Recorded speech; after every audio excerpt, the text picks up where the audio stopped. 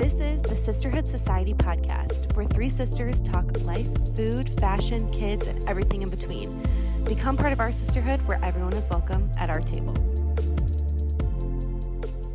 Hi, everyone. Welcome back to the Sisterhood Society podcast. We are podcast girlies this week. This is our third one, right? Yeah. 3 days in a row, actually. I'm running out of what's goods because you're not giving me enough time in between to come. I know. We have like 24 hours. We're like, what was good today or last night since I talked to you 10 hours ago.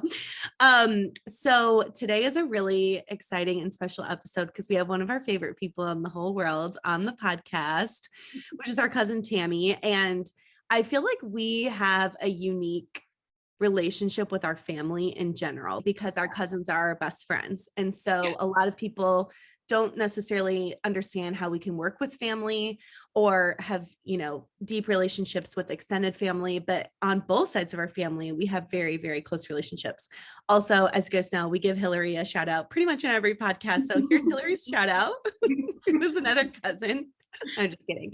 Anyway, so Tammy is actually really special to us because I actually feel like I butted my way into her life around college. And we've each grown a special and unique one-on-one relationship with Tammy. It's not just like a group relationship. Each one of us are close to her in our own right. So, but yeah, Tammy and I, are we 10 years apart? I'm 41.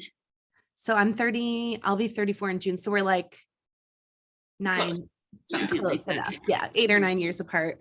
So I thought it would be fun for Tammy to tell us a little bit about herself before we get into like the meat of this podcast. So Tammy, would you like to tell everyone who you are and just get to know you a little bit? Sure. I am Tammy. Well, I'm Tammy in a way, but people think I'm Tammy Page because that's what I go by. I'm a photographer and that's been my business name. So Tammy Page is how most people know me. I'm a photographer. I worked in marketing. I don't really have that many things to say. I'm the youngest of 3 sisters, so I feel like I'm the Kate in my family. Your makeup looks stunning today, by the way. Oh, thank you. I actually didn't know if this was a visual podcast, but we have a good like 20 people that listen and watch on the podcast. So I watch YouTube. Or YouTube, yeah. So there'll be about 20 people that'll appreciate your makeup. Okay. I was gonna say, I see your clips on Instagram, but I didn't know you actually had YouTube. Mm-hmm. And I feel like I'm someone that should know that. So anyway. So Tammy is a photographer.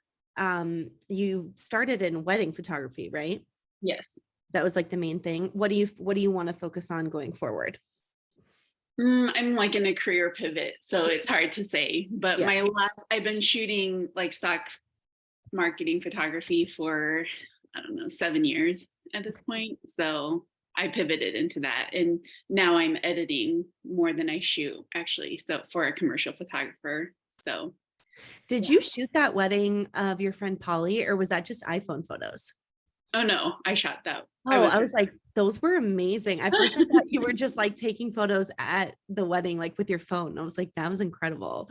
Yeah, no, I shoot like close people's weddings. Like I have 2 weddings next year, but oh, nice. Yeah, generally I don't shoot weddings anymore. Love it.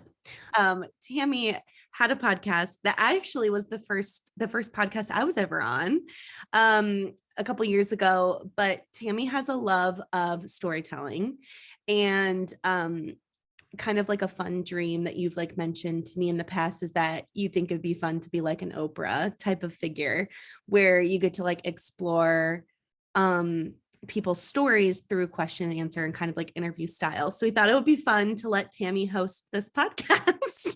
He's really good at it. And there's kind of a funny story around what we're going to do today. So back in like 2015, probably 2014, we were in California visiting my parents and me, Tara, Tammy, and my mom went out to dinner.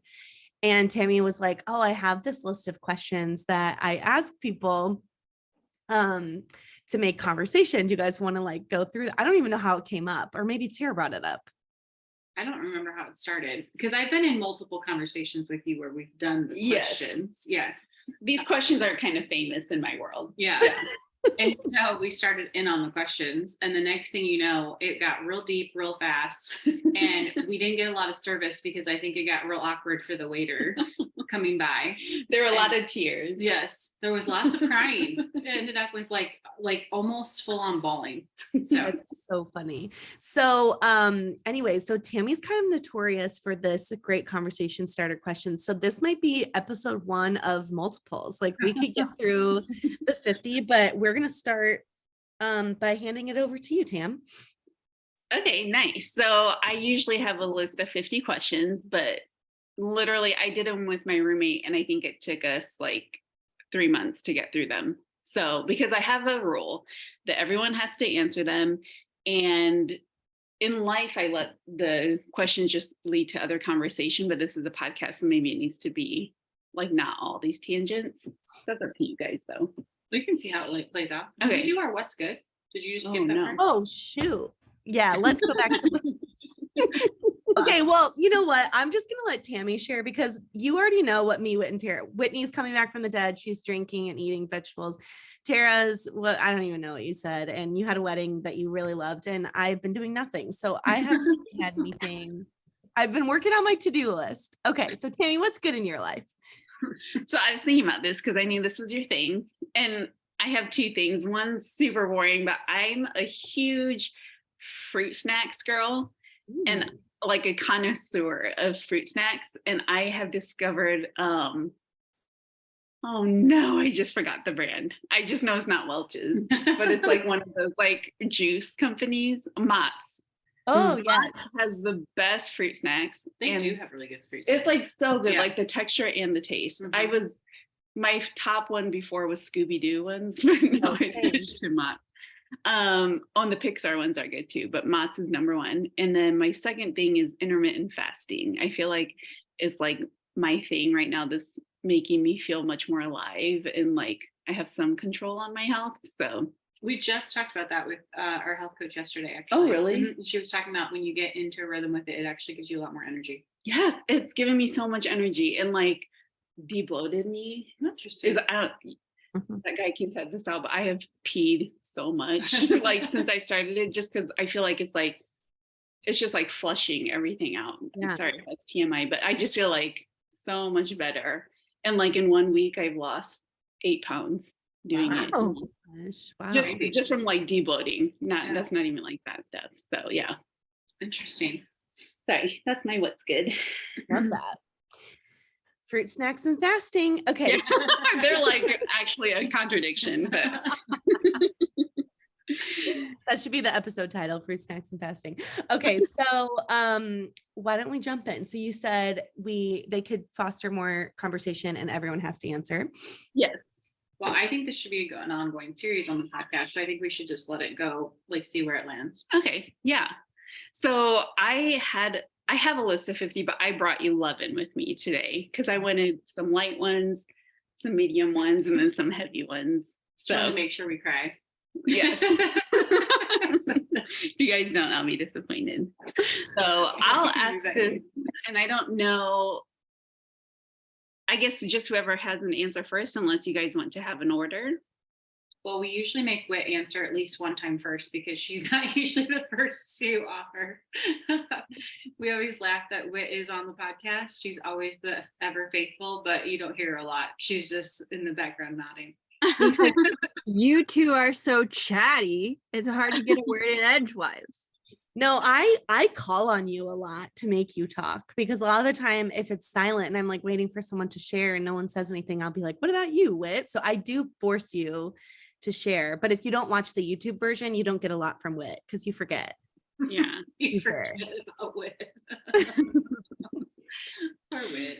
Okay, well then Whit, you can start with this one. What are 2 foods you would never eat? Never eat. Easily raw fish. Oh, even like sushi? Well, with sushi, I go very mild. Okay. So it's usually more veggie based sushi than raw fish sushi or crab sushi or shrimp. But raw fish and the other one. What's that one like vegetable or it's like considered a fruit where jackfruit. Jackfruit Oh, looks gross. yeah. Won't eat it. Okay. Fine. Kate. Mine would be I'm thinking like when people eat weird body parts of animals, like tongue, like cow tongue, or like Phil told me he had frog legs recently and I was like, no, like anything that's like weird textures, I just can't do. Is that your two? Yeah. Okay. Frog legs and tongue. So you wouldn't ever, just to clarify, like you would never taste or try it even. I don't think so. We've done like for all of our anniversaries, or I shouldn't say all, but a lot of our anniversaries, we've done like tasting menus with chefs at different places like all around the country. So we've done one in Chicago, Seattle, obviously in Nashville a couple of times, and other places, obviously. And I feel like I struggle sometimes with what's presented because they do like push the envelope. So I have tried a lot of weird stuff because of those. And I just like, Phil doesn't like condiments, but he will eat like the weirdest things. Like he doesn't like vinegar or like mayonnaise, but he'll like eat very adventurously outside of that. I won't eat eggplant. Oh, I won't don't- even try it? It looks gross. I think it's a texture thing. And pickled eggs look disgusting. Oh, those do actually, or the 1,000-year-old eggs. Have you seen Yeah. those? Well, like they're in a jar and they look kind of pinky. I don't know. The whole Yeah. thing just looks gross. So pickled eggs sounds gross. Yeah. And looks gross. I don't eat those. Also, I was just going to say to your listeners, this is a life tip. Not like you have to use these questions, but it's so handy to have a list of like 10 questions that you keep on your phone for those awkward, Mhm. situations. So you can feel free to use these. Yes. So, Wow. okay. I won't answer all of them, but I will say I will try anything once, but the one I will not try is a Rocky Mountain oyster, which is a bull testicle. And I used to call them Rocky Mountain testicles because I didn't know that was like not the right word. But anyway, Rocky Mountain oyster. yeah. Isn't that I gross? think that I was with you the first time you tried an oyster because it was with my dad. Yes, I like actual oysters. Yeah. Yeah. No, those are I good. don't mind actual oysters. It's not my favorite thing, but I enjoy them when I'm presented with them. Yes. Yeah, it wasn't with your dad that I had those the first time. All right, give me a hot take that you currently have. Does it need to be like a controversial something or controversial? kind of unpopular opinion? Okay. Well, I don't feel like this is that unpopular, but I think Taylor Swift is highly overrated. That is a hot take, actually. That is a very hot take. Yeah. I don't think her music's I think her music's okay, but I think like I think there's a lot more hype than there is like I think she's a brilliant marketer, but I don't think she's necessarily an amazing artist. Yeah. She just made Rolling Stone's top 100. Have you guys heard this? The top 100 best singers in like of all time. And Whoa. Celine Dion didn't make the list. Wow. And so I thought that was crazy. Yeah. What are the metrics to be on that? I have no idea because that doesn't make sense to me. Yeah. Yeah. And like Celine Dion's like in a category of her own. Yeah. As far as Yeah. voice is concerned. I think Taylor's a good singer. I think her songs are okay. I just don't think that she's as amazing. Like I wouldn't drop over dead if I ran into her in person. Like I just feel like people like make her out to be like a god. Like I just feel like it's weird. I agree. What? I can't think of one off the top of my head. Do you have a hot take on Harry and Meghan? Don't like them. Trying to think what else is a current topic. I feel like this is a weird hot take, but I'm really, really burnout from influencers right now. I don't know if that's a hot take or if that's just like a statement, but I'm feeling like the like feeling of needing to like expunge my follower, like who I'm following, and even sometimes on TikTok because it's randomized and like but I just feel like I was thinking about this yesterday. We had a conversation with our health coach. She was we did an interview with her, and she made a comment and said like, it's an honor to be let into women's lives. And she was like saying like how precious that is as of a gift for women to like trust you and to talk to you. And I really feel that way similarly about influencing, that it's an honor that someone would follow you and like want to spend money with whatever you're suggesting. But I feel like it's gotten so commercialized and so I mean, I think it's always been a little disingenuine, but it seems like it's the worst because you see on those videos on TikTok that are like, I went up this many followers and I'm making 20,000 a month in, revenues and stuff. And they're just like constantly talking about like how to make more money. And I feel like there's so few, and maybe this is a rash generalization, but it seems like there's so few that like are doing it to like connect with an audience and like really care about the community. And I'm feeling overwhelmed by like the commercialization of it all, if that makes any sense. I don't know. And so that's been something we've talked about a lot, is just like, what are you allowing people to speak into you? Because the more people you watch, the more you're consuming. It's like the more you find discontentment and stuff. And so I've been thinking about social media overall, and it's like the first time that I felt that way about social media, because I feel like there's people that have said that in the past, and I'm feeling overwhelmed by like following people I don't know and don't have a connection with, and like what I'm allowing them to speak into my life. Yeah, I think it's more the discontentment piece than it is the genuine aspect for me, just because I feel like it's too easy to think like I need to have all these things, or like, that's cute, I want it, versus like, it's okay if I don't, type of thing. Right. Okay, what's your answer? Okay, so my hot take, so Kim Kardashian over the Christmas holiday hired a pianist to come in the mornings and play for her children this beautiful music, so it would be like really calming before their school day.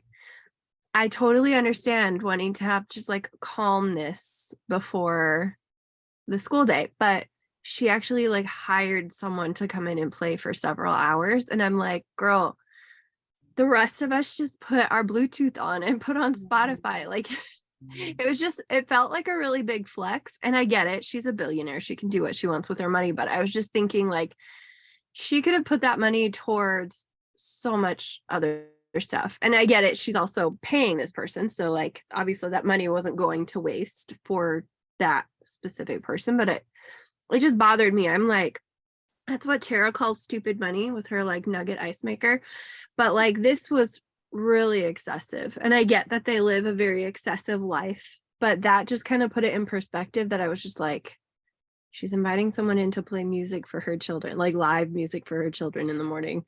Like, that is just insane to me. It's so like that the most unrelatable thing that you could be. Yeah. Oh, 100%. I mean, they're not relatable to begin with by any means, by any stretch of the imagination, but that really put it in perspective for me. I was just like, that's insane. Yeah, I feel like I have actually, it kind of rolls into this next question. Wait, what's yours? What's your hot take? Oh man, hot take. I'm not into the mom jean phase. I want to be. I just am not. And like, yeah. And is it because you already did it in the 90s? Maybe. And like the bell bottom thing, I even bought a pair to try to tell myself I could get into it, and I'm just not. And like, some girls look really cute, but they would look cute no matter what. Yeah. I'm not into it in general with people, but that's kind of a hot Have you ever seen those TikToks where they're like, is this outfit cute or is this girl just skinny? Oh no, like, I haven't. That's kind of how I feel about the mom jeans. TikTok, so she wouldn't be able to. Yeah, I blocked out of TikTok. Oh yeah, I forgot. Like, sometimes I'm like, there's just sometimes things that look best on someone who's really thin, which I don't think there's anything wrong with that. And I'm not saying anything against thin people. I'm just saying like, sometimes I feel like that's like a trend that like really only works for a certain body type. And I feel like I've tried it and I like some of it, but then there's some things where I'm like, it just feels unflattering. Yeah. And I'm just like, why do I have to do it? Like, Yeah. you know what I mean? Like jeans are such a defining thing of whether you're in style or not. So I'm gonna have to do it. It's just Right. like, why do I have to? Like, I'm mad that I have to. True. I think one thing though that has changed over the last probably 10 years is that even though there's like always stuff that's trendy that's in style, it's kind of more of like an anything goes type of mentality. That is you know what I true. mean? More Like, than I think ever, probably. it used to be that you had to have the flares or you had to Yeah. have the boot cut or you because there wasn't really other options. Yeah. And now I feel like they've changed that where you really still have options of everything, but there's like this real trendy side Yeah. that you can go to, but you can still stay with the tried and true. Yeah. So I like that aspect of it. I Yeah. feel like that part of fashion has changed. Mhm. Yeah. I can just tell I'm on the verge of being chuggy and I like don't want to be, but I'm going to be because I don't want to do that. But That's funny. but okay, so that kind of goes into this one. What is something popular now that annoys you? Or you can say that gives you the ick. I can't stand the platform Uggs. I think they're hideous. Oh, I haven't seen them. I don't like Oh, them. I like them. I like them. But I've been an UGG fan from the beginning of time. Like any variation I like. I've hated them since the day that you guys started wearing them. I just don't like. I think they're an ugly shoe across the board. But what I feel like that's weird about the platform is that it's basically the slipper, but platform version. So people are wearing them out and about. So they're like wearing their jeans or they're wearing their leggings or whatever to the mall with a platform UGG, and it looks like you're wearing your house slippers to the mall. Like it just is a weird. I don't like it. It's a weird look that I don't care for. I haven't seen them. Something that gives me the ick that I've just realized I cannot stand, and maybe it's just like this, we're in like this Netflix era, like Netflix and Hulu, where everything's just like streaming, but any show, like TV show, that is filmed in front of a studio audience, I cannot stand. Like The Bachelor or like even just like sitcoms on TV. I'm just like, ew. Like, The fake Stop. background noise. oh my gosh, I can't stand it. I don't know if it's just like our era where we're just like so used to streaming shows that aren't lame. That are like more like drama or whatever, but like yeah, I can't do it. Sitcoms are We have not a friend that's an audio engineer and he said he can't watch Friends because of the laugh tracks. Like because it like They do sound really fake after you go back and watching them again. yeah, which I don't even notice them, but like it is very prominent in the show of hearing people laugh. It's really weird. And he was like, just like someone who like does sound for a living, like it's impossible. It's like impossible for him to not hear it. And like that's all he's focused on. So he doesn't think the show's funny because of it. Mm-mm. I was like, oh my I gosh, will that's say so though, sad. having watched a comedy, it is weird like when they don't have people laughing. Like I think initially when you were so used to a studio audience and then going to so many shows that don't, it was a little bit weird when they would like deliver a joke and you didn't hear anything. But Yeah. now because it's been so many Netflix shows without one, it is, I will say it is strange to go back and listen to Friends. Mm. Mm-hmm. I think, well, this is another social media answer, but one thing that gives me the ick is when we talked about this, like, I don't know if it was in a group chat, but when people are like, I'm getting off social media for a week. If you need me, text me.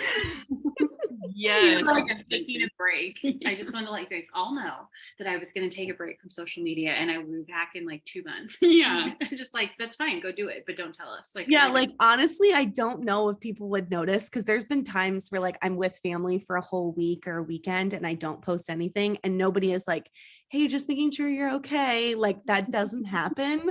And the people that need to get a hold of me have my phone number. So I've always thought that that's such a funny thing. Like today, I'm in this psychological book thriller like group on Facebook that people suggest books. And this girl got like really mad because there's like a buy sell trade where they can like trade books. And she got really mad because someone she paid and the person didn't send her book. And so she like ranted and was like, so now I'm leaving. And she like put this whole post like blasting the group and all these people kept commenting, this is not an airport. Do not like announce your departure. Like we don't care. Yeah. And I was like, that's so true. And like, then the group started trolling her and they were like, she's still a member. So she didn't actually leave. She like wanted to see people's responses clearly to her saying she's leaving. So, yeah, it's like this weird thing. Like, I know people probably do it out of like genuine saying like, hey, if you want to get a hold of me. But I don't like, if I need my friend, I don't message them on Instagram. Yeah. I just text them. I also kind of feels like when people are like, oh, I'm going to take a social media break, it's almost like them like, I'm leaving. Yeah, totally. Also a little holy righteous too. Like, yeah, a lot of no one times, cares. a lot of times the reason you're doing it is because you're doing it for your own maybe contentment aspect or like a fasting situation like we've been talking about or whatever, right? Like, so it comes across a little bit like, I'm better than you should be doing it too. I just want to let you all know that I'm doing this, you know, I'm taking a break from social media. I just want to let you guys all know I'll be gone. And I'm just going to take this time away for myself because I think it's a really good thing to do. You know, Yeah. And maybe it's like my own insecurities playing into that because I'm like, it makes me feel guilty that I'm still on social media. So maybe that's why I don't like when people are like, hey, I'm going to take a 2-week break. Because I feel like it's always paired with like, this app is making me feel XYZ. So I need a break from it. And so then it makes you feel convicted. Like, should I be feeling that? So I don't know if it's like stirring up, like that could be part of it. Like it stirs up like weird feelings towards other people being like, maybe I should take a break from it too. But I think that if you're really taking a break, and I think Right. probably the actual reasoning for them doing it is totally like valid, right? Yeah. Like I think it's always great to have a break from social media, just like get back, you know, into your own life rather than Sarah Knutz or whoever we're watching all the time, you know. Right. But I think it's just the announcement of it that always feels funny. Yeah. What's yours, Tam? I actually just thought of this. I feel like I have so many more icks, and this wouldn't normally be one, but I just thought of it, is on Instagram when people, I feel like maybe it's the people I follow, they constantly are posting memes or whatever of like Scorpio rising, Pisces moon. Like, I don't know what any of that means. And it's I like don't either. joke that I'm missing out on. And I can see it so much. And I just like, I don't care what your moon is. I sound such a hater, but I'm just like, like I just want to like hide those people. You're like, oh, Mercury's in retrograde. I'm just like, I don't care about your astrology and like what moon is in what house. I don't know. I'm just, yeah. I totally agree. I actually was listening to something the other day and they were like, I'm a Cancer moon and I'm in such and such position. And I was like, I have no idea. It's like they're speaking a different language. And then they're like, but she is a Libra. And so she's like not having a good time. And I'm like, what? Like, I just don't understand. So I feel like isn't Caitlin Bristow like really into Yeah, I feel like on her podcast she talks about it a lot too, and I'm always like, what? I feel like it's the Enneagram for like, you know, new people, you know? The Enneagram, it like gives them reason as to why they're doing certain things instead of just doing them. I don't know. And I think the Enneagram probably gives people an ick, and I refer to my Enneagram too much, so I should not do that. Okay. Do you believe in love at first sight? Sorry, these are like not super connected. What gives you the ick? What do you hate about people? And then do you believe in love? And don't worry, they get deeper. Oh, I think you can like at first sight. I think love at first sight is a stretch. I disagree because I feel like I was in love with Phil at first sight. Oh. You could have said like, I will marry this dude when you saw him on the lifeguard stand the very first time. Literally. I told my friends I was. But you were like, no, like literally when Jeff and Libby met, we got in my car and Libby said to me, I'm going to marry him. But that's after meeting. You hadn't met Phil yet.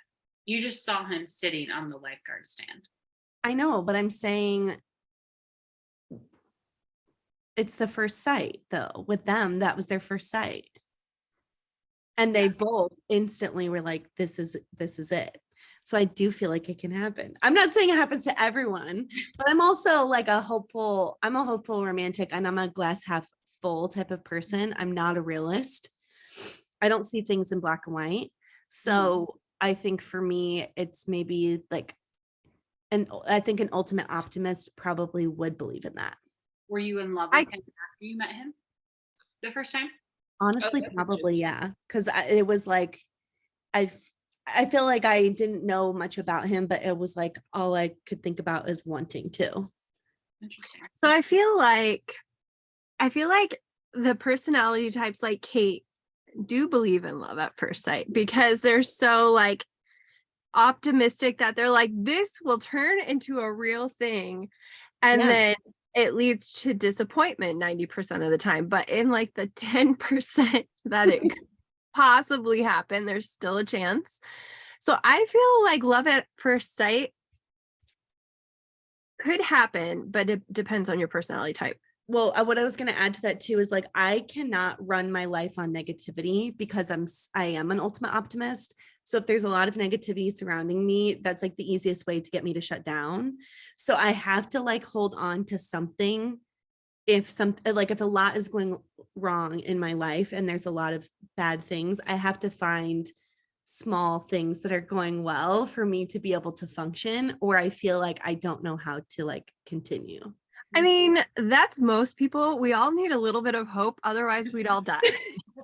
Like, I know, but some people's needs, barometer of what like negativity they can handle is probably higher than others. Everyone needs a bright light for sure. But I think as far as love at first sight is concerned, I feel like for my personality type, I mean, it took me like almost a year to say I love you to Isaac. And I ended up marrying him. So I just take things a little bit more slow. Yeah, that's true. But I was for sure attracted to him immediately. I feel like there is obviously something to talk about, like something to say about attraction. But I wouldn't say I loved him because I wasn't even really sure what love was at that point. But I think it can happen, but I think it can happen to certain personality types who are more optimistic. Okay, so I have a different view on if I believe in it. And yes, I do, but I have experienced it like when I saw my nieces and nephews for the first time. It's not like I didn't love them before, or I actually don't think I probably did, but it's like as soon as I saw them, it's just like I loved them. Mm-hmm. And the other one is my dad's wife, Rika. Like I walked into the house before I met her, determined to hate her. Mm-hmm. Or not, I'm sorry, that's strong. Determined not to like her because I just like didn't like the situation. And literally the moment I saw her, I said to myself, oh no, I love her. Mm-hmm. And I've like loved her ever since. And so I feel like if it can happen like unromantically, it could probably happen romantically. But like Whit said, it totally depends on the personality too, because I am also a little bit more like a Kate. And so I feel like very optimistic that it could happen with me. It did not happen with me and my boyfriend, but I mean, I love him now, but it wasn't love at first sight, his side either. So, Right. But yeah, I've had it in other ways. So yeah, I mean, I don't think if you asked Phil if he was in love with me at first sight, he would say yes. Like I think he was interested, but he's definitely more of like a slow walker when it comes to making decisions, and everything in life is like he contemplates things for a really, really long time before he makes decisions. So I would say he's similar to Whitney in the fact that he like agonizes over things before. You're a little bit more sure when coming like to a decision than Phil. Me? Yeah. Me? It's because Phil and we deliberate over our options for a long time. Mm-hmm. So when we do make a decision, we're just like, yep.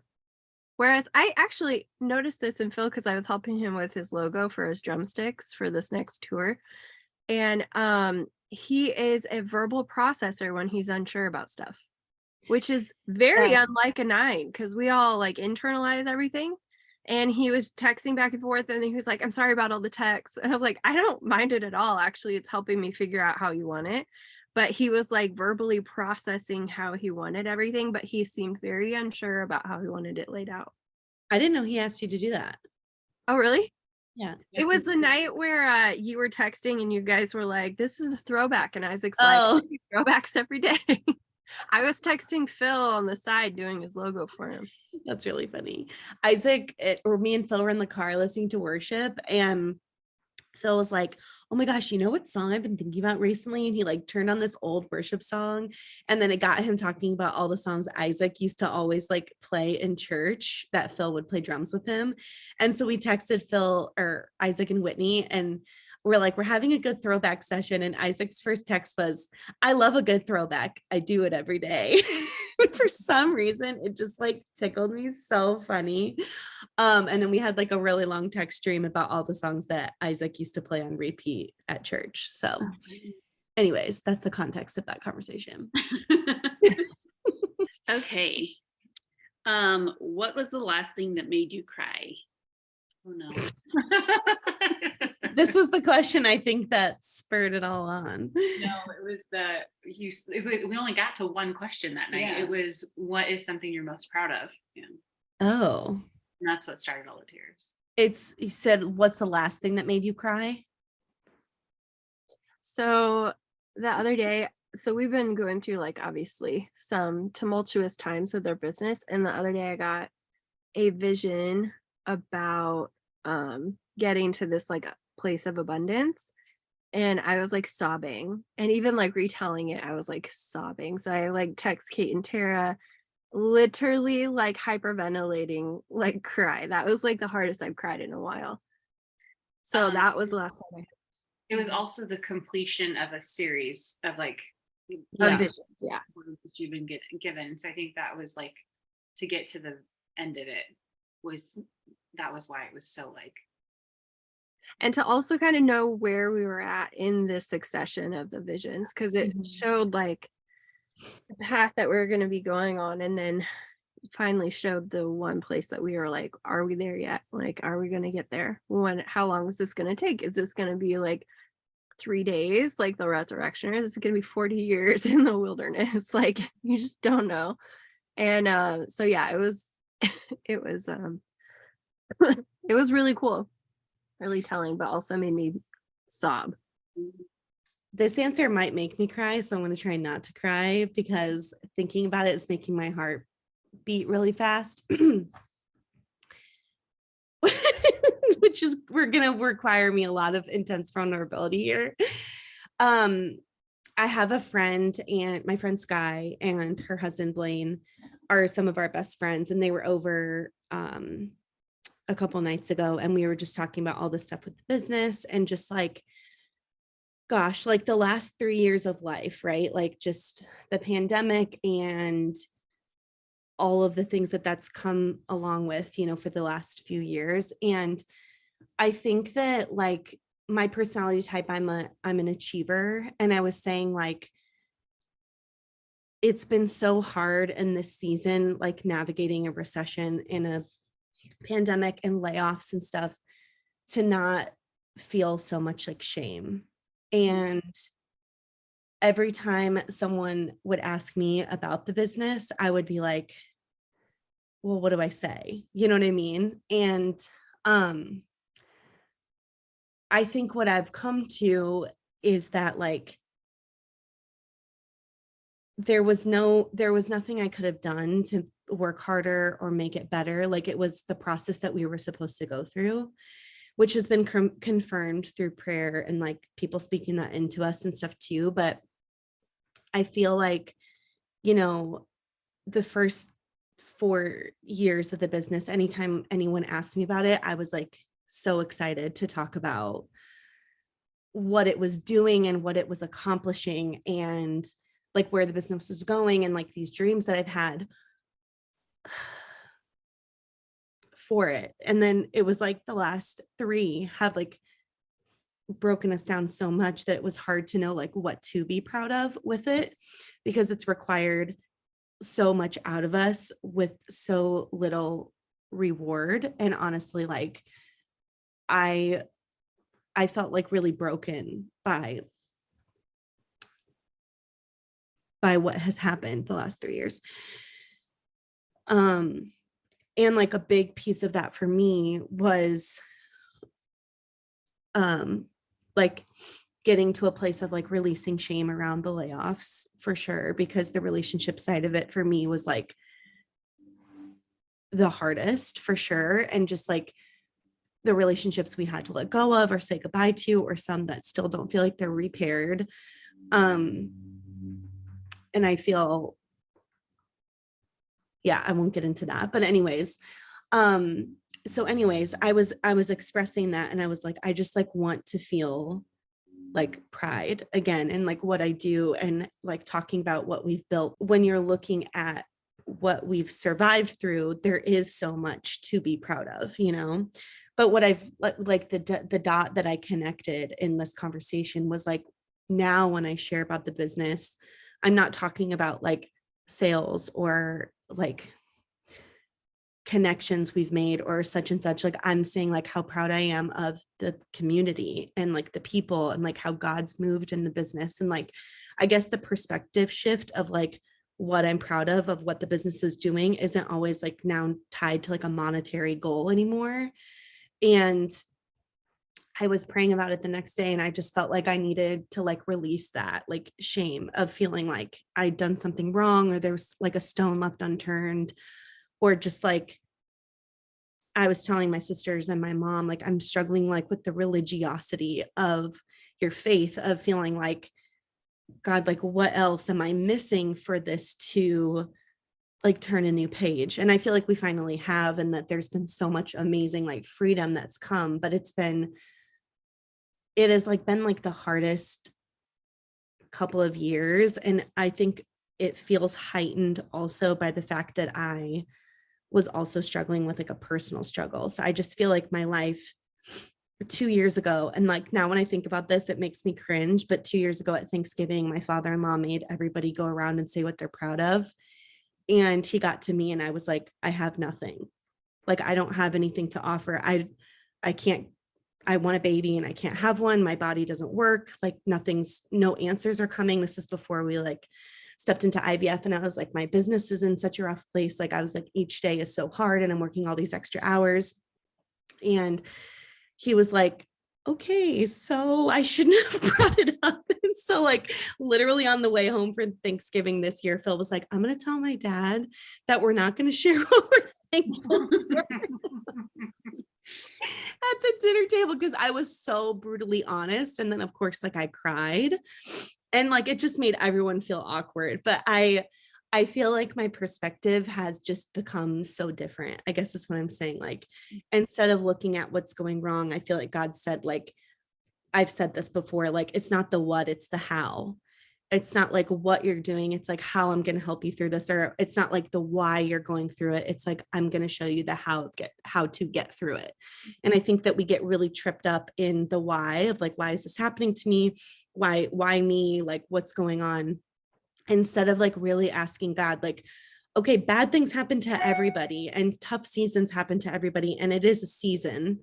So I feel like, I think as an achiever, it was hard not to feel shame over like either performance or relationships or just all of that, and really like focus on, okay, like God brought us through this season for a reason, and we're turning a new page, and what does it look like for the future? And kind of like discovering what that looks like. And I feel like another thing that's interesting is like my friend Sky and every single entrepreneur I've talked to and I've shared that with, which it's a very small circle of people. I feel confident sharing that. I guess now I just told it to a bunch of people, but they've all just said like, me too. That like the last 2-3 years have been horrendous and just have like really shaken them as an entrepreneur or as a business owner and stuff. And so I think like being able to find that solidarity is why like community is so important. You know what I mean? To be like, oh my gosh, like, yeah, like I felt the same way. And it makes you feel like you're not so alone, or that that it wasn't anything that you could have changed, if that makes any sense. So I heard a pastor say that if you find yourself in a place of just like full desperation, that it's actually a gift because it gets you to a place where you're just like, God, I have nothing else. And God's like, all right, okay, are you going to let me work now? Like, watch me work. So Mhm. it kind of takes you to a place where God can now finally swoop in and be like, all right, I've got this. Let me do it. 100%. Well, I feel like there hasn't been a day recently that I haven't cried when it last happened.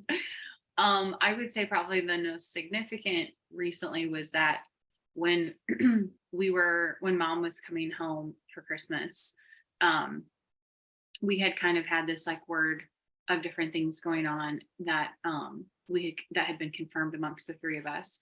And my mom didn't really know all of those details. She hadn't been filled in on that yet.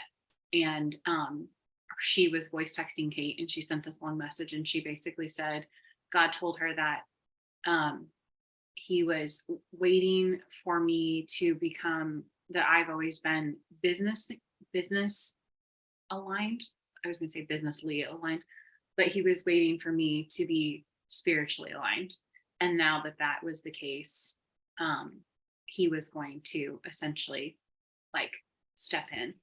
And that just hit me like obviously super hard. Because it's not like I've been like running off rebelling, but like it was, it's like my relationship with the Lord has been stagnant in a lot of ways, and so there was definitely like a spiritual awakening that has happened here in the last 6 weeks. I would say that it's been happening for a while in bits and pieces, but specifically just like a new fire that hasn't been there in a while. And to know that that was what feels like one of the pieces of the puzzle, of a confirmation of like what we were knowing and wondering was, it just hit me hard. Mhm. So, and then I texted Kate and went and said that Taylor Swift song, like, is it me? Am I the problem?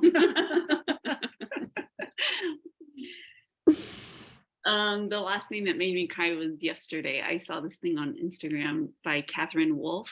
I don't know if you guys know who she is, but she's like a Christian speaker who, I forget, she has something happen that where she's like in a wheelchair and part of her body's paralyzed. But anyway, she was at the Passion Conference, and at the end she read this blessing that she wrote. And I won't read the whole thing, but at the beginning, like the first 3 lines, it said, "May you see your life as a good, hard story that God is writing. May you open your hands to release old dreams and receive new ones. May you find the miracles you've been looking for have been right in front of you all along." And it goes on, but that like made me cry because I feel like for me, I've had some very difficult relationship hard questions and or conversations recently, and even like my job that's like taken a turn in different things. And I feel like God, like when I look back on this past year, I feel like he's been like prying my hands open to release these dreams that and not like they're bad ones, but he's just like, it's kind of like the teddy bear thing where it's like, let them go because I have something different, and, but I feel like that whole phrase of, may you see your life as a good, hard story that God is writing made me cry. So I love that. that was yesterday.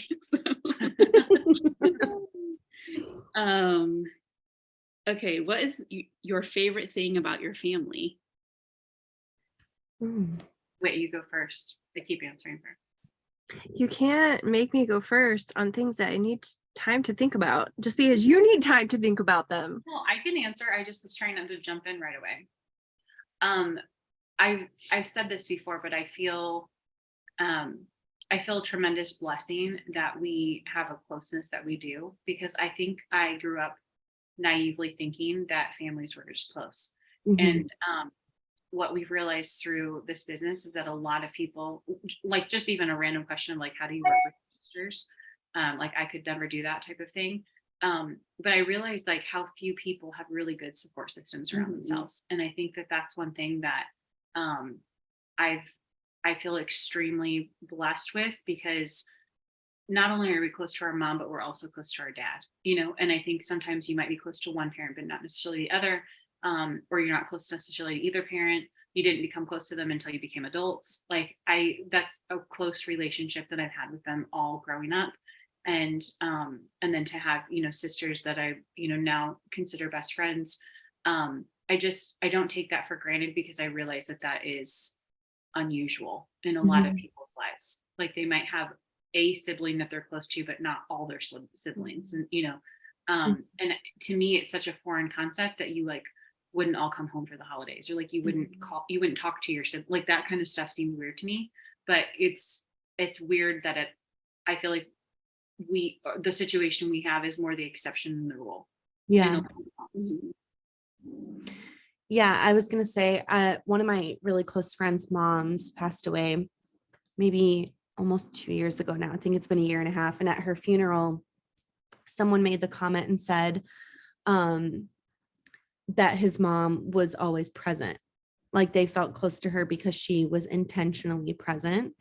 And that was like the main thing from her funeral that like really stuck out to me. Like he was saying, like every single graduation for every like grandkid, she was there, or for every niece or nephew, and like stuff that wouldn't necessarily like probably be a priority for people to travel for. She would always come. And Libby and I were talking about it afterwards and saying like how impactful that was just for someone to like show up. And Tammy, I feel like you're really good at that. Because you're really intentional in like showing up for people, or being like, hey, you want to go to Nashville Friday? And you're like, sure. Why not?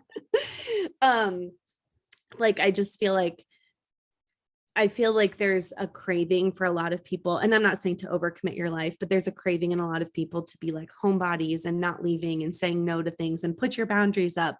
But there's also something to be said of like, you know, being there for someone when they need it, or showing up for your kids, like how important it was for your kids when mom and dad showed up to grandparents' day. Like that'll be a core memory that they'll remember. So that's something like our mom is probably the best at. Like my in-laws are incredible at this too, but like if you ask her to be at something or you need her, she's there. And even if it's something like really small. And something I've noticed about my mom is that she like never complains. And it's so rare that you catch her when she's in a bad mood. It's so weird to me. Like, I don't feel like she's ever moody or grumpy. Like every time she answers the phone, she's always like, hey, Tater. And every time she comes to my house, she always says, howdy, howdy. Those are her two phrases, howdy, howdy, which I've caught myself doing that now. When I enter people's houses, I'm like, howdy, howdy. Or I'll say it back to her, which is even funnier. But anyways, she's always like so jubilant and cheerful. And but anyways, I feel like it's inspired me to want to be the same way.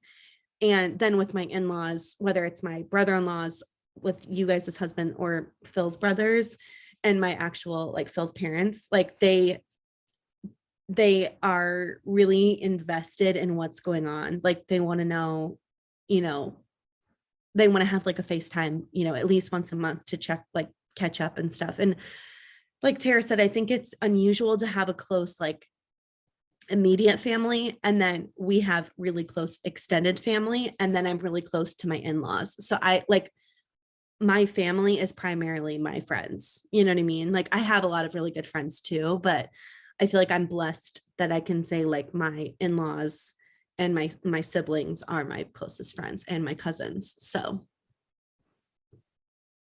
I've been praying over Isaac for a few years, because I wanted him to be able to have like his community, but of like really tight knit men that he could like pray with and have like that spiritual connection with.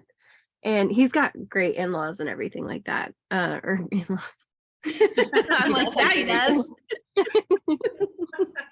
He really does. He's got great parents.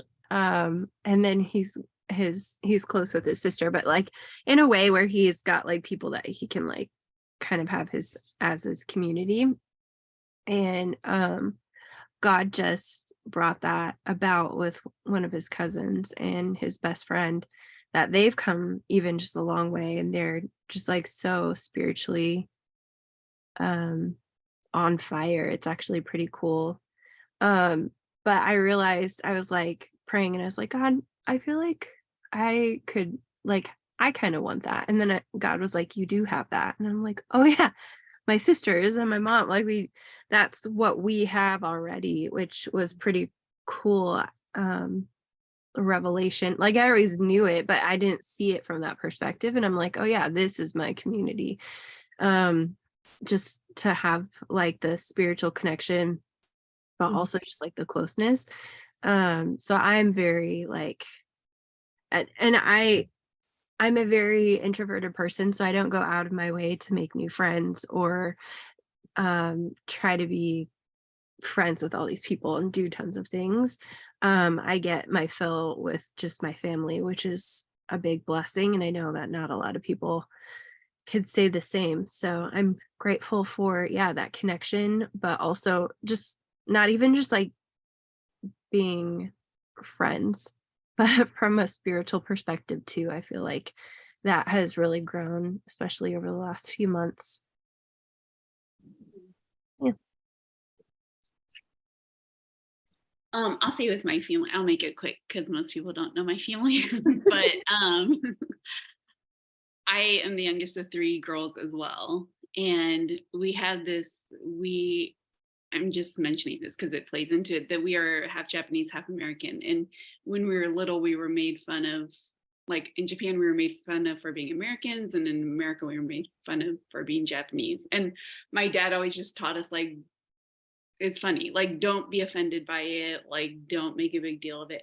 And I feel like because of that, my family, my siblings laugh at themselves very easily. Like it takes a lot for them to be offended. Like they're just not easily offended people, which makes for very like pleasant, easy family dynamics.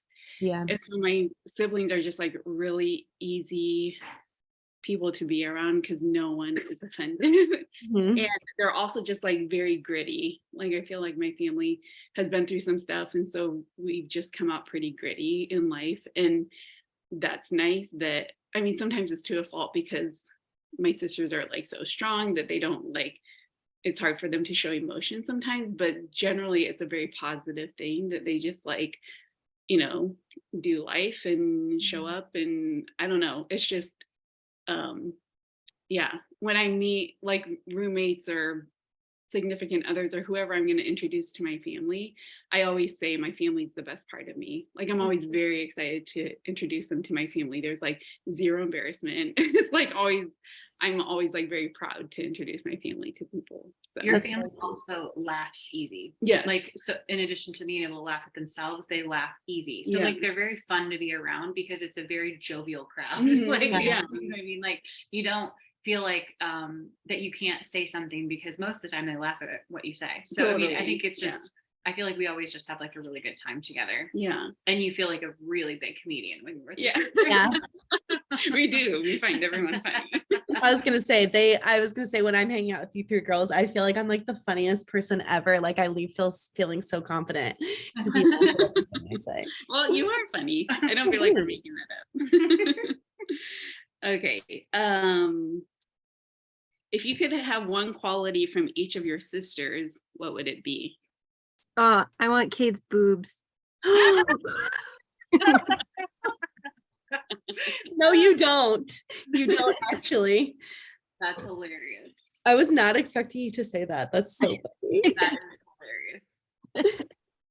That's your one? It's one, right? One from each. So that's Kate, and then she had one of Kara's. Kate's boobs, Tara's hair. Oh, honestly, actually, I would take those too. Right?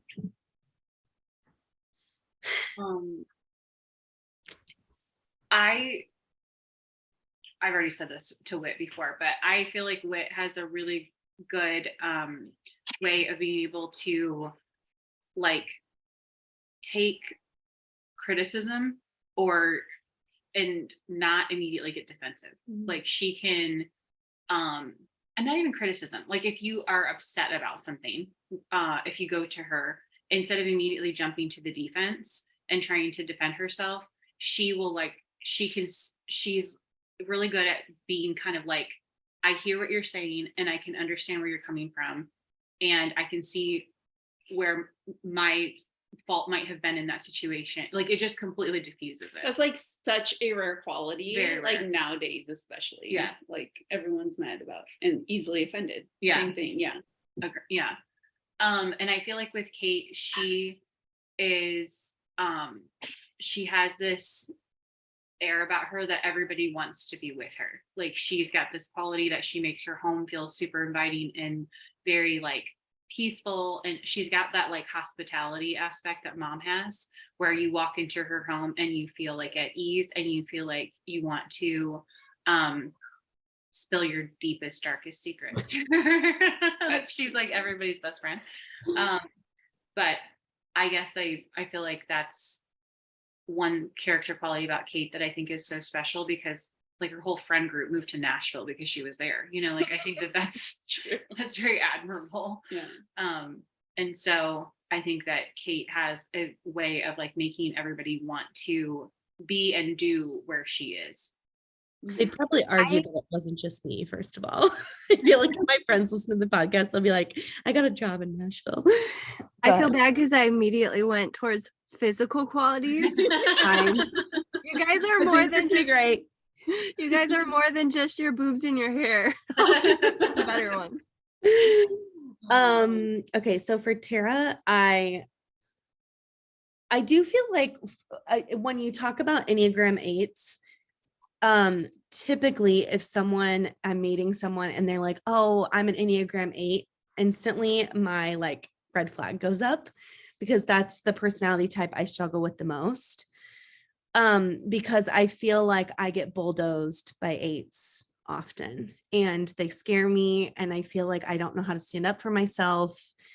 And yeah, as soon as I can tell someone's a really, really strong personality, instantly in my head, I'm like, okay, we're not going to be close friends, because I don't always like, I shouldn't say with all of them. I'm not even talking about friends I have currently, because obviously we're friends, but I'm saying when I meet someone new and they're really, really strong, I have a tendency to like refrain from connecting with that person as much, because I'm scared of like how the relationship's going to go. But I feel like you have such a tenderness to your 8 and you're a healthy Enneagram 8.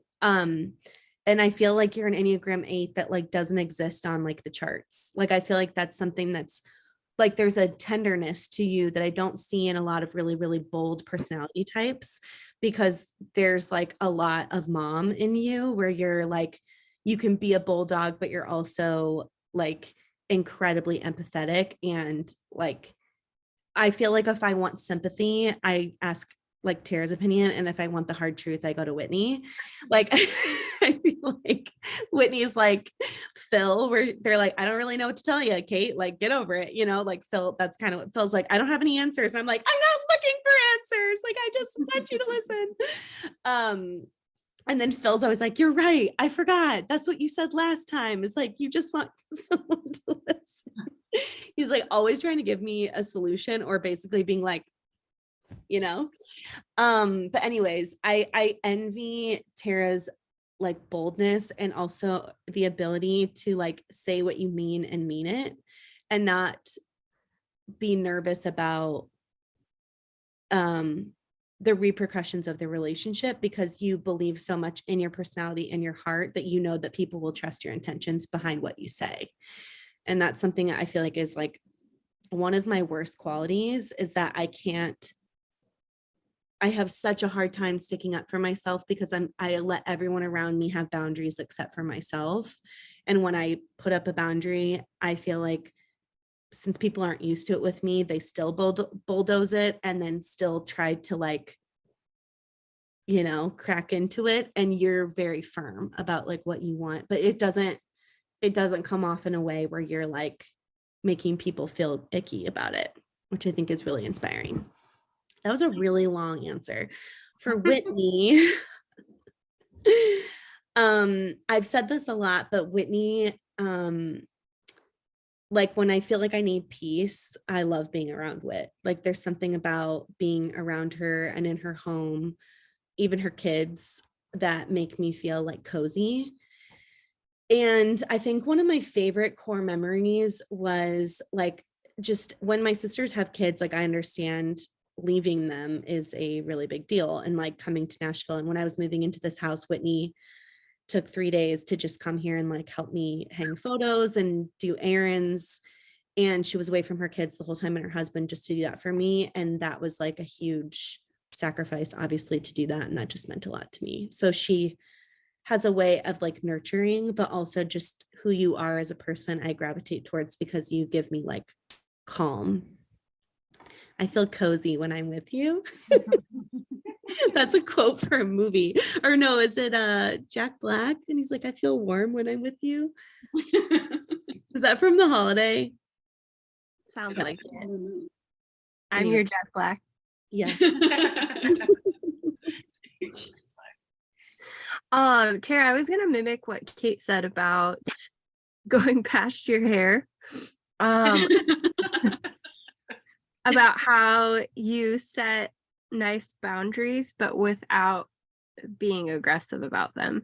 Like even just saying the other day where Kate was like, how am I going to be setting up a boundary? And you're just like, why don't you just say blah, blah, blah. And I'm like, that was really easy for you to come up with.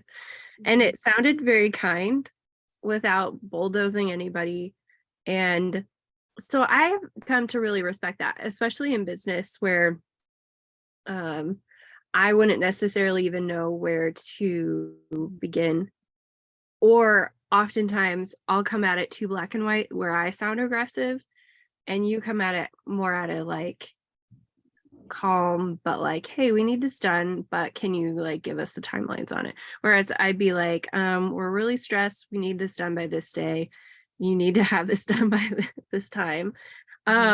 And so I've come to really appreciate how you are able to approach things strongly without having people combat you, but you come at, I think that's like the point, is you come at it with a mutual respect and a like you can't tread on me type of situation, but also in a way where the people don't feel like they're being treaded on.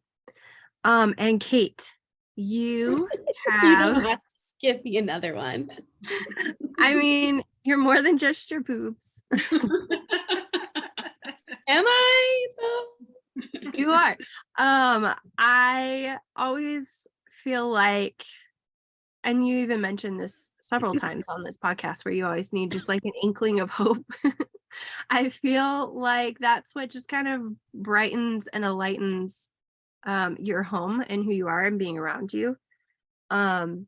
I feel like I walk around with like a cloud of fear, like looking out to see where the other shoe is going to drop, and trying to make escape routes wherever I go. And you on the other hand are like, let's just like dive right in and see what happens. And so it's a terrifying way of living, but I like watching you live it. I think that's why people are drawn to you, because you're just like, it'll be fun, let's try it, like why not? I think Kate reminds me exactly like of a golden retriever, because even if things are like really tough, she'll be like, it's good, guys, though, right? Everything's good, right? We're good, right? Everything's fine. Like, okay, this just happened. That's amazing. And it's really not that great, but it's like just like a tidbit. And Kate's like, but it's good. Like something good happened today. Like this is good. It just reminds me of that. Clinging to the positive. Yes, she's always, and I think like you said, mom's never grumpy, but I feel like you're the same. Like I feel like you are. It's so rare to see you not happy. Like you may need some time in the morning to wake up before I ask you questions, but you're not grumpy about it. You know what I mean? Like you're still very kind, and like I feel like you in general are just very joyful. Wow. Yeah, and you're always happy to spend time with people, whereas me, I'd be like, no, I need to schedule this in so that way I can work my way up to have enough energy to spend time with a lot of people. And you on the other hand would be like, no, let's go do it, like let's do it now. So It's a good buffer to my roughness. Wow. Thanks, guys. I feel so fulfilled. Okay, we should end by giving Tammy compliments. Oh, no. I was gonna say I will say from each of you because yeah, we'll just do that. No, I was gonna say I feel like I always have told Kate that she is me with confidence. Like I always wish I could be Kate when I grow up. So I feel like there are a few people in life that I know who are like completely own who they are as Kate and just like boldly live it. And I even think like how you will talk about whatever books you like, but then you also talk about your faith, like without hesitating. And then you talk about the makeup. It's just like those are all of who you are. It's not like you sit and question like, oh, should I talk about this? And or am I gonna like offend these people? Like I just love how you just are who you are. Oh, thank you. And wit, I think of when we were sitting in those Royal and Reese offices, and I felt like so many times you and I would just sit and like talk and talk and talk. But I feel like the most vulnerable things in my life were always felt very safe with you because I felt like you listened both with like incredible empathy. Like so many times I'd be talking and you would be crying, and I was just like, I'm not even crying.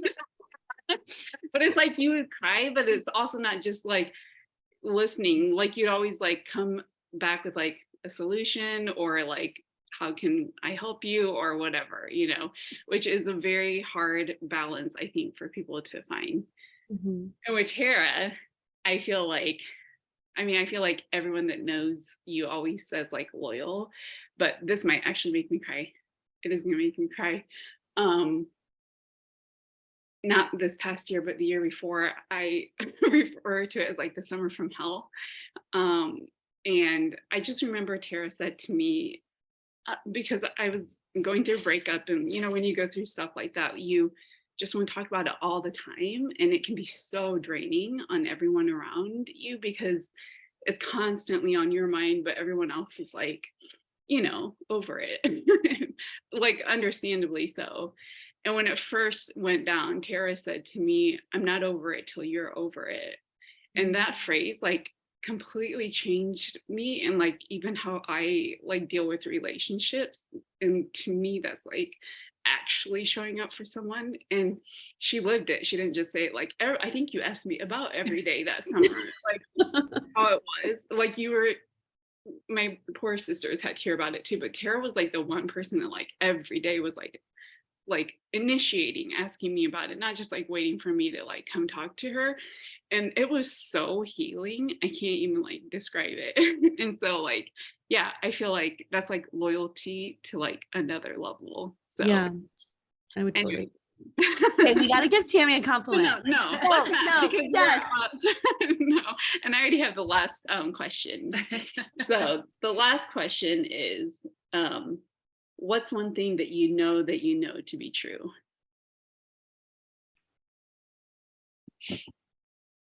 I feel like that that God is good all the time. And I feel like we've lived this out on multiple occasions, but regardless of what is going on in our lives, that he's still good. And I think I felt like that the strongest when we lost Briar, because it was kind of like, okay, well, I have two options. I can either like curse God and walk away, or I can be like, no, even though this horrible thing happened, God's still good. And because it didn't take away the fact that like everything else in my life, he was still a part of, and he was obviously still there through that whole, that whole situation too. But it was that he was in the midst of it all, and he was with us through it before and after, and it never changed his goodness. And so I feel like that's the one thing that I know for sure to be true. Yeah, I was gonna say, especially with the last few years, it's become like a chant in my head of anything that is going on, he always uses it for our good. So it's always for my good and for his glory, for my good and for his glory. I just like repeat that over and over again because that's always how it ends up. Like even going through the hardest things, he can still use it for my good and for his glory. for the sake of not repeating, because obviously I would ditto or just, co-sign on all of that. I think I answered this similarly when we did our podcast like 6 years ago, but I was saying, I'm so incredibly confident in Phil's love for me. Like, I think being in an industry where we spend a lot of time apart, I've had people ask, like, do you ever wonder if he's like talking to other girls or like, and I'm like, no, like there's literally no way. One, Phil would be too scared. And two, like, I just feel like the relationship that we have is there's so much confidence and so much respect for each other that like, that's not even like a thought. And we were talking about divorce the other day and just like, we've had a couple of people we know in our life that have gotten divorced recently. And I was like, man, I can't imagine like the pain and fathom what it would be like to live without you. And he was like, luckily you never will have to, or something like that. And so I'm like so confident in knowing that that's true and knowing like it propels me in so many ways in my life because I'm so confident in my marriage, which I think has been such a gift. And I think when you go through hard times, like your marriage is like really tested. And there's a lot of ways I would have expected Phil to respond to certain things that have happened even the past 2 months. And he has been like so sweet and so supportive of it all. And just like really made me grateful for the partner that God gave me. So I feel like, I think Whitney and Tara would echo the same thing about their husbands. I was just trying to give a different answer because I also believe God's good. It's funny. So what I love about Tammy is just let me end. Don't take my joy away from me. Okay. So what I love about Tammy, and we'll end on this, but there's fewer people in my life that make me feel as celebrated as you. Like, I feel like you are so good at being like a cheerleader, but like I said before, you're so present in everyone's lives that you're a part of. There's like hardly ever a time, I can't even think of a time where we've had plans and you've bailed, which is like pretty much my pet peeve when people do that, because when I say my yes is my yes, like if I say I'm going to do something, I don't bail. And when I'm with you, I feel like I have the most like deep life-giving conversations. Like there's not, of course we talk about like silly things and we laugh a lot, but I also always leave feeling like really challenged and filled up. And I hold on to things that you've said to me, like either an encouragement or something that you were like discovering in your own life that have taught me a lot. And I also I watched you at a very young age leave a safe environment to pursue something that you really wanted to do. And I was like so inspired by that because the entire town is employed by this company you used to work for. And it's like awesome benefits and like 9 to 5. And like you get to leave work at home. It's probably the most boring job you could ever get. But it's also like there's a safety net there to being like, if I stay here, I'll be okay. But it wasn't like fulfilling your soul. And I thought it was really inspiring. I was like 19, I think, when you left, to watch you be like, I'm going to do this and with my full heart and move into something I feel like I'm really called to do. And I feel like that gave me courage to do the same when we were looking to move into our own business. So I've always really admired that about you. Thank you. You're welcome. You're so sweet. That actually means a lot. So thank you. Okay, what do you love about Tammy? Oh, no. I think you had to leave. Oh, no. Like it's my turn.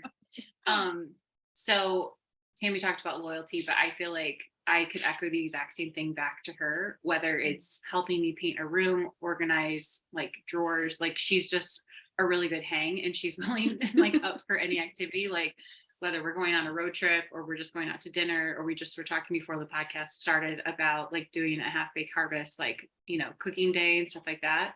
But the thing that I love about Tammy is that like there's not hardly one single memory in my life that you're not a part of. Like she's literally in like all of my core memories. She's part of them. And I think that is so hard to find, like to have, you know, cousins that are, or like cousins that are truly like your best friends, but that you've then enveloped in so interwoven in so many parts of my life. And you give such sound advice. Like, she's such a good listener. She's definitely listened to me talk about countless, you know, relationships along the way that I'm sure are extremely boring to listen to over the years. But I just, even like a lot of times, even the conversation will end and then you'll follow it up with like something later on, or like, you know, hey, I was thinking about this after the fact or whatever. And there's been there's just like, I think you're probably, outside of my sisters, one of the only people that I have, we call it the fence post, like you, me, and the fence post. Like, this is a fence post conversation.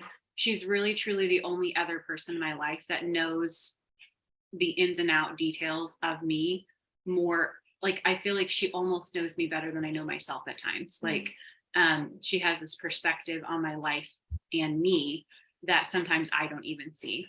And so to have somebody in your life that is so incredibly intuitive is such a gift. And like, and then also to have it be family. Like, I cherish that relationship so closely. Like, I never take it for granted, because it's just, we like literally, I can think back to like when we were 4 and 5 and like all of those memories that we've had, from slumber parties and like, you know, making tie-dye pancakes, to all the birthday parties, to, you know, like the road trips. Like, there's just so few pieces of my life that you're not a part of. And I love that. But you guys, I'm going to play this over and over every night when I'm going to sleep. No, that's Okay, my turn. So Tammy and I always find ourselves in positions of doing jobs that nobody wants. I was just gonna say that. We somehow always end up in the spots that nobody wanted to be there, but we have each other and we're such quality timers that we actually make it fun. So she's my quality time buddy. And one thing that I've actually always respected and admired is how you take any person and you know that they have a story and you're wanting to get to the bottom of it, and you want to like find out all about these people, and it makes a person feel really cherished and loved to like be heard and known. But you have such a high emotional intelligence that you're able to like Tara said, almost like pinpoint, or have such high, very like super intuitive, that you know how to kind of even explain situations in a way that maybe the person that's deep in the weeds doesn't really see it that way. And it's always really inspiring, because I wish I were more like that. I wish I took the time to like get to know people in the way that you do, or like know the questions to ask to like know them better. If that makes sense. Thank you. You guys, this is like better than a funeral. Because you're still living. Because I get to hear this. Oh, it's amazing. I love it. I was just gonna say, weren't you guys, was it you two that made like the 40 batches of puppy chow for my wedding? It was you and Tammy. Yeah, and Whitney in my phone is still Buddy, because we were both just like, you're like my buddy that like does all this stuff. Well, you had to dip Oreo balls, didn't you? Yeah, and It was me and Tammy had to dip Oreo balls, and somehow you and Mom just like disappeared, and we were like, I had to go to the church and set up. I just remember it, like that part. I mean, it was whatever, but then the guys came in and asked us to make them sandwiches. Yes. And I was just like, oh my gosh. No, it was fine, but yeah. That still makes me cringe. they came and walked in and asked if we would make them a sandwich, and I was like, make your own sandwich. We're Oh, so funny. Well, that was all I had for today. Well, thank you so much for being our host. It gives me a little, let us know and we will do it again. Yeah. yeah, she gave me a nice week off since you stepped in for the hosting. Usually I'm the one with my little outline and I'm trying to keep these two yahoos on in line. Mhm. I'm just kidding. You mean Kara? Because apparently I could be dismissed. Yeah, maybe we'll just interchange wit with Tammy sometimes. I'm just kidding. The fourth sister. All right, guys, we thank you. Thank you so much for being here for another episode of Sister Society podcast. If you like what you heard, make sure to rate us on Apple Podcasts. It helps us a lot. Give us a 5-star review. And also we have a YouTube channel where you can watch us live. So if you not live, well, but watch it happen as you go. And when they don't go up, we do get at least 2 messages of people wanting to see it. So clearly there's a lot of you that are fans of the YouTube version. So make sure to subscribe to our YouTube channel. It's just Rail and Reese. And we will see you in the next one. Bye. I keep forgetting how